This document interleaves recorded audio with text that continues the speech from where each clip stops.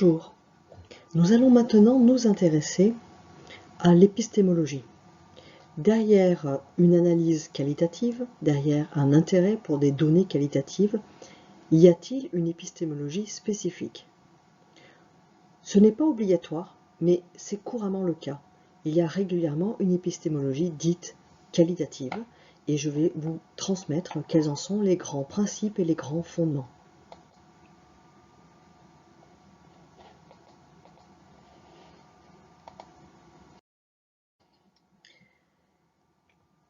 Tout cela a démarré en sociologie avec l'émergence de la discipline sociologique.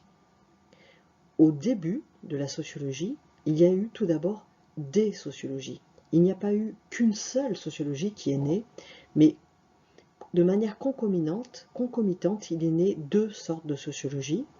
La sociologie positiviste d'Émile Durkheim, et qui est réputée l'école française, et puis la sociologie compréhensive de Max Weber, qui est réputée du côté de l'Allemagne et de l'Autriche.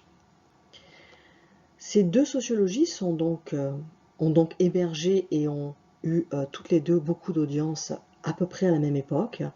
Max Weber et Émile Durkheim se connaissaient bien et se sont donc longuement combattus la querelle des méthodes, qui est la manière dont on désigne le débat qui a opposé Max Weber et Émile Durkheim. La querelle des méthodes a duré environ une vingtaine d'années et a beaucoup divisé le monde de la sociologie qui était en train de naître. La première façon de penser la sociologie, et qui est celle qui est la plus connue en France, bien sûr, c'est l'école française d'Émile Durkheim.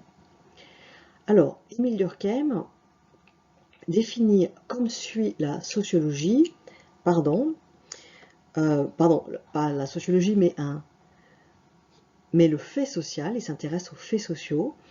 Le fait social est toute manière de faire, fixée ou non, susceptible d'exercer sur l'individu une contrainte extérieure, ou bien encore qui est générale dans l'étendue d'une société donnée, tout en ayant une existence propre, indépendante de ses manifestations individuelles. En quoi ceci fonde-t-il une sociologie positiviste? Plusieurs choses. Dans le cadre de la sociologie d'Émile Durkheim, donc le fait social, qu'il a par ailleurs appelé institution, c'est pour ça que vous avez entrecroché institution, on va dire qu'au cours de sa carrière, il a évolué et il a décidé de ne plus appeler cela fait social, mais d'appeler ça une institution. Et donc l'institutionnalisation, c'est de produire des institutions, et donc de produire des faits sociaux qui correspondent à la définition que vous avez écrite en bas de cette diapo. 4 critères, en tout cas 3, pour reconnaître quand un fait social existe. Comment analyse-t-on ça? Tout d'abord, le premier critère est que le fait social, pour Émile Durkheim, consiste en ce qu'il appelle une manière de faire. Une manière de faire, pour inscrire cette expression dans le contexte du 19e siècle, qui concerne donc Émile Durkheim, manière de faire voulait tout aussi bien dire comportement, manière d'agir, qu'une manière de penser ou d'une manière de ressentir, d'éprouver des émotions, etc. Donc en fait, tout ce que peut produire un être humain, que ce soit en termes de comportement, de pensée, de sentiment, d'émotion. Donc cela suppose donc une manière de faire, de penser ou de ressentir, mais qui soit extérieure aux consciences individuelles. Donc le deuxième critère, qui est l'extériorité, permet de distinguer la sociologie de la psychologie, comme le premier critère, qui correspondait au fait de pouvoir objectiver des manières de faire, de penser et de ressentir, donc pouvait permettre de distinguer la sociologie du domaine biologique. Concernant l'extériorité aux consciences individuelles, cela signifie que ces manières de faire, de penser et de ressentir ne sont pas singulières, elles n'existent pas dans une seule conscience, mais elles s'imposent de l'extérieur et dont on voit donc qu'elles sont couramment appliquées par un grand nombre d'individus participants du même groupe ou d'une même société.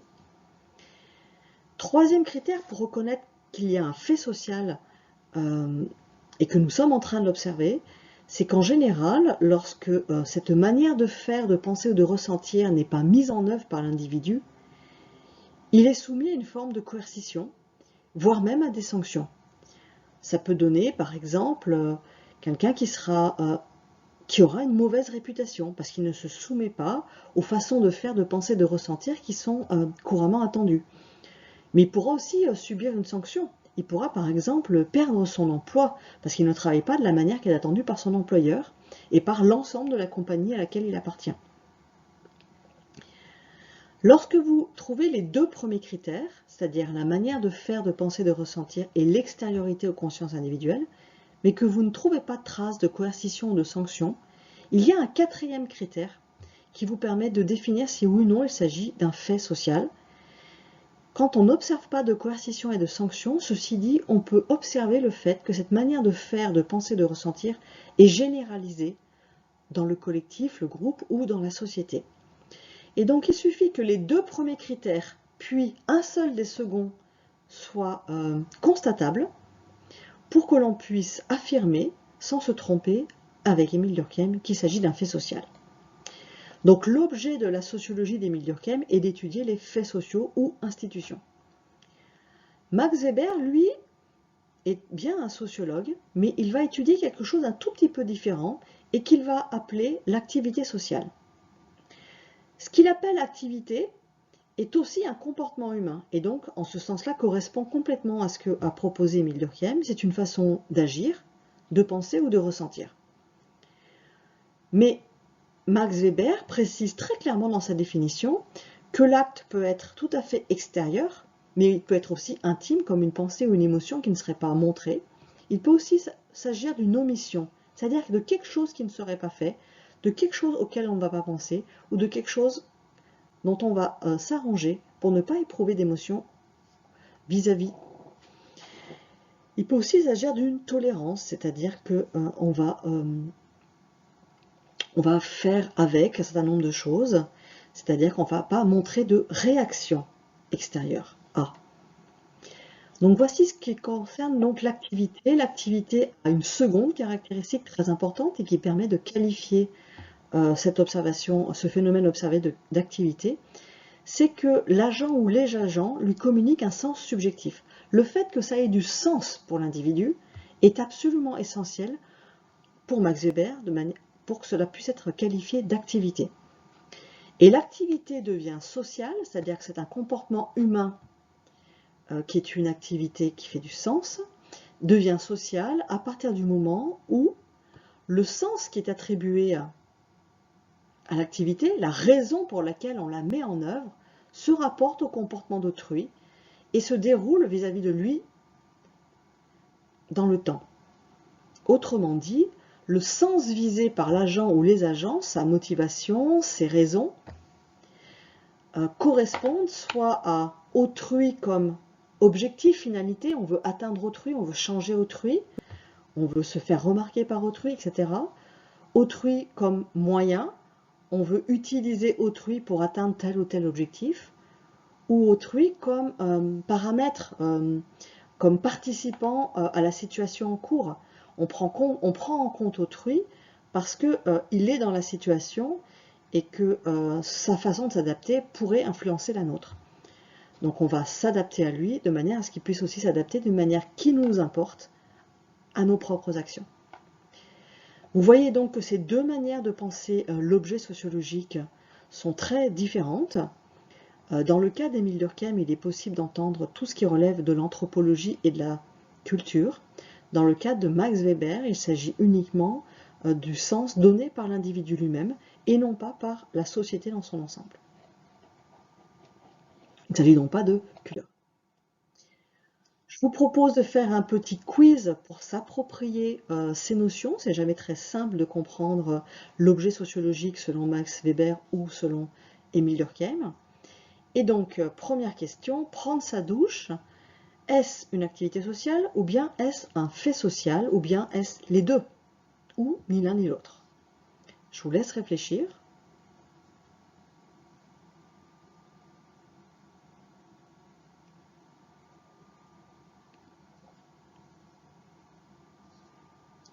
Alors, prendre une douche, est-ce un fait social? Pour répondre à cette question, il faut trouver 3 des 4 critères durkheimiens pour pouvoir affirmer qu'il s'agit d'un fait social. Le premier critère, c'est s'agit-il d'une manière de faire, de penser ou de ressentir? Prendre une douche correspond à une manière de faire. Le premier critère est donc effectif. Le deuxième critère, est-ce quelque chose de singulier, de spécifique à une personne, ou au contraire, est-ce quelque chose d'extérieur? Et donc qui ne correspond pas à sa psychologie personnelle, mais qui correspond à quelque chose d'extérieur à l'individu. De fait, on observe que prendre sa douche ne concerne pas un individu en particulier, mais bien concerne effectivement tout un tas d'individus. Il s'agit donc de quelque chose qui est extérieur aux individus et à leur psychologie.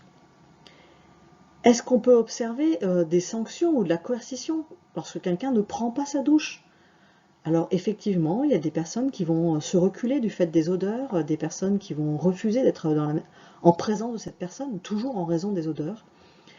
Il y a aussi comme sanction évidente le fait que si vous avez envie de séduire ou de plaire à quelqu'un, vos chances d'y parvenir sont tout à fait réduites, voire nulles. C'est donc une forme de sanction sociale. On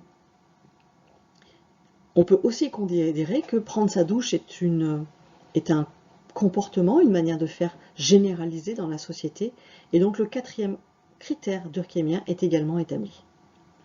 Par contre, prendre sa douche, est-ce un fait social? Premier critère, est-ce un comportement, une pensée, un ressenti, etc. Oui, prendre une douche est bien un comportement humain. Est-ce qu'il fait sens pour l'individu? Je pense qu'on peut répondre par l'affirmative. Un individu qui prend une douche le fait toujours avec une bonne raison. Ne serait-ce que la raison de l'habitude, la raison de c'est comme ça qu'il faut faire. Mais en tout cas, ça fait sens pour lui. Il sait pourquoi il prend sa douche. Par contre, est-ce toujours en rapport à autrui? Je dirais que ça dépend. Il arrive que l'on prenne une douche pour se sentir mieux, pour le plaisir de l'eau qui coule sur sa peau, pour le plaisir de l'odeur du gel douche, etc., etc. Et là, en l'occurrence, ce n'est pas du tout orienté vers autrui. Et donc, il ne s'agit pas d'une activité sociale. Par contre, si l'on prend sa douche pour être propre et pour pouvoir être en lien avec autrui, alors ça devient une activité sociale. Si on prend une douche parce qu'on a le projet de séduire quelqu'un, alors ça devient une activité sociale, etc., etc. Donc prendre sa douche est un fait social et peut être une activité sociale ou peut ne pas être une activité sociale. Parler en français, est-ce un fait social? Est-ce une activité sociale? Est-ce les deux? Est-ce aucun des deux? Je vous laisse y réfléchir.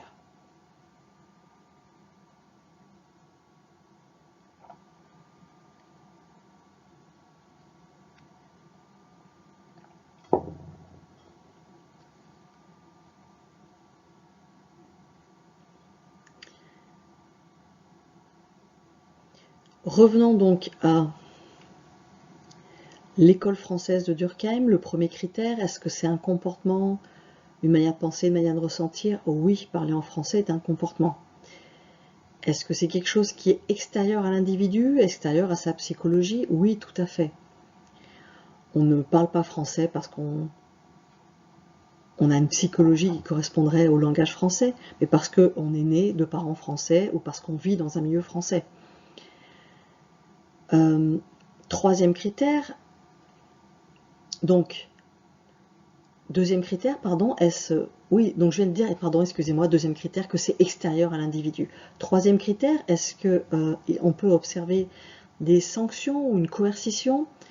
Je dirais que quelqu'un qui s'exprime systématiquement en langue étrangère dans un groupe de Français et uniquement composé de Français en général fait rarement l'unanimité.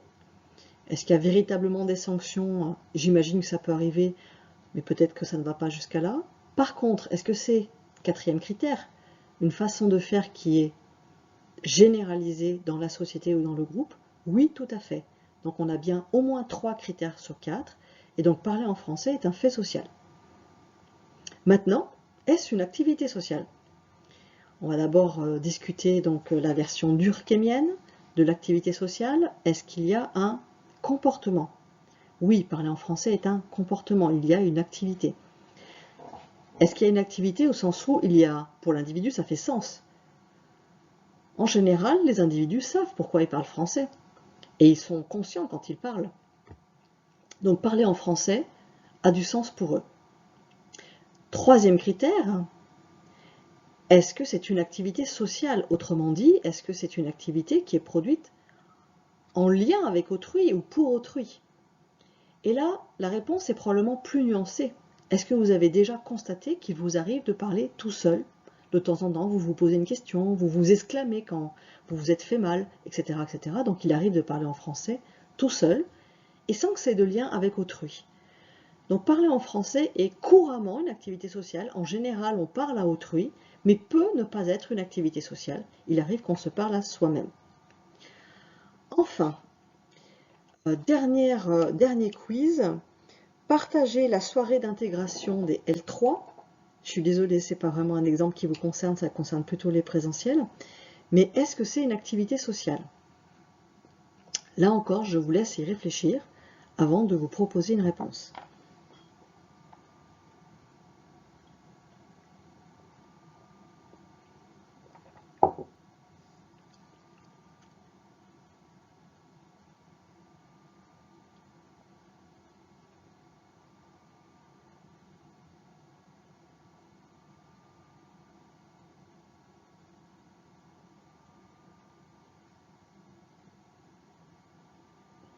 Alors, participer à une soirée d'intégration, c'est-à-dire à une fête étudiante, est-ce un fait social? Oui, c'est un comportement. 2. Oui, c'est extérieur aux individus, ça ne participe pas de leur psychologie, ça ne participe pas de leur singularité. 3. Est-ce qu'on observe des coercitions, des sanctions? Probablement pas couramment. Mais par contre, est-ce que c'est un fait généralisé dans la vie étudiante pour tous les étudiants qui fréquentent un campus? Oui, tout à fait. Dans ce sens-là, comme ça répond à au moins 3 critères sur 4, participer à une soirée d'intégration, à une fête étudiante, correspond donc bien à un fait social. Est-ce une activité sociale? On l'a dit, c'est un comportement. Est-ce que là, cela fait sens? Oui, les individus qui participent se représentent ce que c'est qu'une fête étudiante et savent pourquoi ils y vont. Mais est-ce que c'est toujours une activité sociale au sens où est-ce que c'est en lien? Est-ce que c'est relié à autrui? Eh bien, est-ce qu'il est possible de participer à une soirée étudiante sans vouloir rencontrer autrui, sans vouloir participer à une activité collective, etc. Je ne suis pas sûre. Il me semble que pour cette raison, on pourrait dire que participer à une fête étudiante est systématiquement une activité sociale. Mais je vous laisse y réfléchir, il y a peut-être quelques nuances à apporter à cette réponse.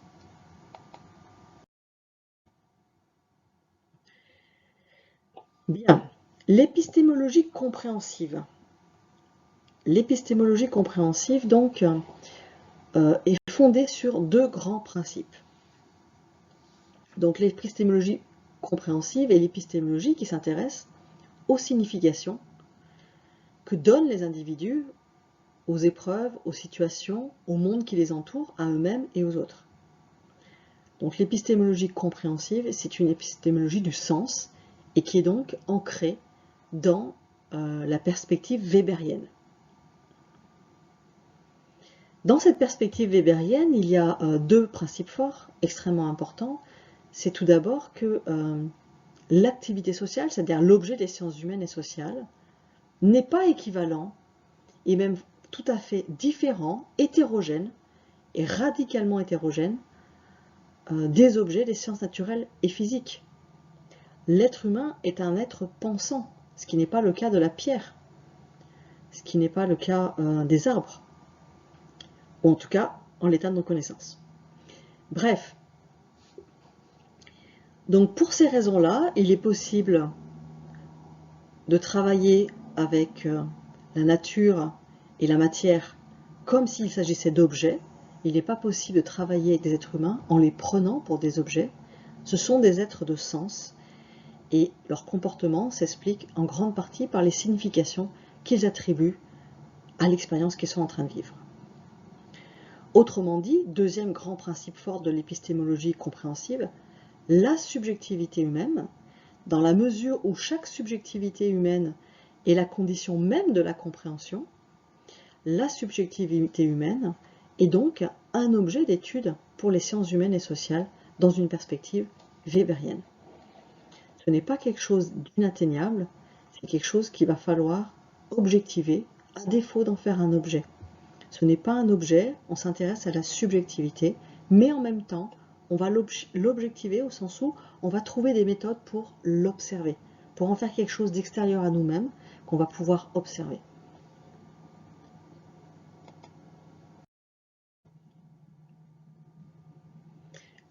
S'inscrire dans une épistémologie compréhensive a pour conséquence que l'on va s'intéresser particulièrement au sens, aux significations attribuées par les individus à la réalité qui les entoure, à eux-mêmes et aux autres. Autrement dit, qu'est-ce qui permet de rendre compte du sens, des significations que les individus portent? Les données qualitatives. Et c'est la raison pour laquelle l'épistémologie compréhensive est si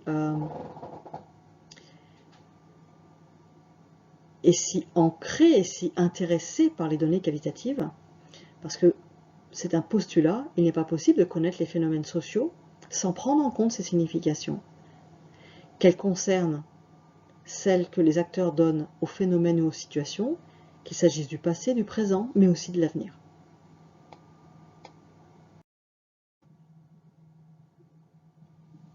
Il y a eu plusieurs précurseurs au paradigme compréhensif. Nous avons parlé d'Émile Durkheim. Nous pouvons aussi parler de William Dilthey. William Dilthey est un psychologue qui a vécu entre 1833 et 1911 et qui a été un contemporain de Nietzsche. William Dilthey est un psychologue célèbre. Il est notamment célèbre pour son intérêt concernant la distinction entre explication et compréhension. Donc je vous l'ai dit, je vous parle en ce moment du paradigme compréhensif. Il existe aussi le paradigme explicatif. Et donc il va tâcher, William Dilthey est un des grands auteurs qui ont permis de bien comprendre en quoi il y avait une distinction importante entre expliquer et comprendre. C'est tout l'enjeu en réalité de la querelle des méthodes. Émile Durkheim était pour l'explication, Max Weber était pour la compréhension. Alors, de quoi s'agit-il? La méthode que va développer William Dilthey est une méthode compréhensive. Ça signifie quoi? Ça veut dire d'abord qu'elle n'est pas explicative. Qu'elle ne soit pas explicative, ça veut dire que sa méthode ne cherche pas à avoir pour résultat les causes, les facteurs, les origines d'un phénomène social. Sa méthode compréhensive n'est pas non plus historique. Il faut savoir qu'à l'époque de William Dilthey, la science sociale la plus importante était l'histoire. Et donc, il explique que la méthode qu'il développe, la méthode compréhensive, n'est pas une méthode historique parce qu'elle ne s'intéresse pas à comprendre le déroulement historique. Elle ne reprendra pas la méthode historique. Elle va travailler autrement. Elle va travailler à partir des significations que les individus accordent à leur environnement et à eux-mêmes. La méthode compréhensive va consister en produire une description très fine du fonctionnement, du déroulement des processus sociaux, mais pas de l'histoire, des processus sociaux, comprendre comment fonctionne la société, comment fonctionne un collectif, comment fonctionnent des liens sociaux. Donc être capable de décrire ce fonctionnement, son déroulement, et aussi de décrire le sens qu'il a. L'herméneutique signifie le travail sur le sens, découvrir le sens. Voilà, donc il s'agit d'une méthode qui à la fois travaille sur la description fine, à la fois sur le rendu compte des significations qui sont données par les acteurs, donc à l'expérience qu'ils vivent. En général, on s'intéresse au contexte présent, c'est-à-dire qu'on s'intéresse à la manière dont les individus interprètent les situations, aux significations au moment où elles ont lieu, au moment où elles sont en cours. Pour vous aider à clarifier encore cette distinction entre explication et compréhension, je voudrais revenir sur l'étymologie, parce qu'elle permet de saisir de cette distinction. Donc l'étymologie, donc d'explication vient du terme déplier. Déplier permet donc, c'est un autre mouvement que celui qui est de prendre avec. Prendre avec suppose de rassembler, de produire des liens. Déplier consiste plutôt en décortiquer, déconstruire. Voilà, donc l'explication, le paradigme explicatif va viser à analyser en dépliant, en déconstruisant, en essayant d'analyser quelles sont les causes, quels sont les facteurs, quelles sont les origines d'un phénomène social. La compréhension, à rebours, elle s'intéresse à prendre avec. Autrement dit, la démarche, elle a une démarche qui est synthétique, qui crée du lien. Ça va rassembler et ça va permettre, parce qu'on rassemble l'ensemble des éléments, de comprendre quelle est la motivation, de comprendre quels sont les motifs, de comprendre quelles sont les motivations, les significations accordées par un individu à la situation qu'il est en train de vivre. Deuxième précurseur important, Edmond Husserl. Edmond Husserl donc, est né en 1859 et mort en 1938. Il n'est ni psychologue, ni sociologue, etc. Edmond Husserl est philosophe, et c'est quelqu'un qui a créé une nouvelle forme de philosophie qui s'appelle la phénoménologie. Il a donc créé une méthode, la méthode phénoménologique. Cette méthode phénoménologique ne relève pas de la psychologie. Il ne s'agit pas de comprendre l'intériorité et la singularité des individus. Elle ne relève pas non plus du positivisme. Elle ne s'intéresse pas à la matière, à ce qui est extérieur et qui est objectivable. Elle n'est pas empiriste. Elle n'est pas empiriste au sens où il n'est pas possible de faire d'enquête de terrain, ou il n'est pas possible de faire une expérimentation en laboratoire. Pour Edmond Husserl, la phénoménologie est une science de l'esprit et de la conscience. C'est comprendre comment fonctionne la conscience. Et comme on vient de le dire, la conscience c'est le lieu de l'expérience, et on vient longuement expliquer qu'on travaille donc en paradigme compréhensif sur la manière dont les individus vont produire des significations, donc vont avoir conscience de leur expérience. Pour Edmond Husserl, quelque chose est important, c'est que pour lui, l'expérience précède, c'est-à-dire est avant toute forme de savoir et toute forme de jugement. Et en ce sens-là, et pour cette raison-là, il estime qu'on peut apprendre de l'expérience en décrivant de manière très systématisée et rigoureuse l'expérience vécue, le vécu, et en suspendant un jugement qui serait fondé sur ce qu'on a appris lorsqu'on était plus jeune. Donc en pratiquant ce qu'il appelle la méthode de l'époché, il est possible de produire du savoir sur l'expérience vécue. Plus avant, il a produit une deuxième méthode, toujours à l'intérieur de cette même phénoménologie, cette même méthode phénoménologique, qui consiste donc en la recherche de l'essence des phénomènes, et qui est une analyse qu'il dit fondée sur... C'est qu'il essaye d'attraper finalement ce qui constitue l'expérience. Prenez par exemple l'idée de la couleur bleue. L'expérience de la couleur bleue, si on cherche à comprendre quelle est son essence, par l'analyse, on va par exemple obtenir le fait que la couleur bleue existe toujours en lien avec de la matière. Par exemple là, un PowerPoint qui est affiché sur un écran, il y a une matière qui est l'écran. Ça peut être le bleu de la mer c'est aussi une matière. Ça peut être le bleu du ciel, et le ciel, la matière, ce sont les molécules qui font l'air, etc., etc. Autrement dit, par cette recherche de l'essence des phénomènes, on peut établir tout un tas de dimensions, de caractéristiques des phénomènes qui donc sont appelées essences par Edmond Husserl. Dernière chose, en général, les essences ne sont pas perçues par l'expérience. L'individu ne sait pas quelle est l'essence du phénomène qu'il est en train de vivre. Ça ne signifie pas pour autant leur inexistence. Elles sont appréhendables, on peut les repérer par une analyse spécifique qui s'appelle la double réduction eidetique et phénoménologique. Je voudrais revenir sur un dernier point, la question de l'intention. Pour avoir conscience, faut-il avoir l'intention d'avoir conscience? C'était également une nuance importante amenée par Edmond Husserl et qui aura du sens pour l'étude de la mise en signification par des individus de leur environnement d'eux-mêmes ou d'autrui. L'intentionnalité, c'est la manière dont on va être en lien avec le monde, dont on va être en rapport avec soi-même, dont on va être en rapport avec autrui. C'est la manière de. L'intentionnalité va modifier cette façon d'être en rapport.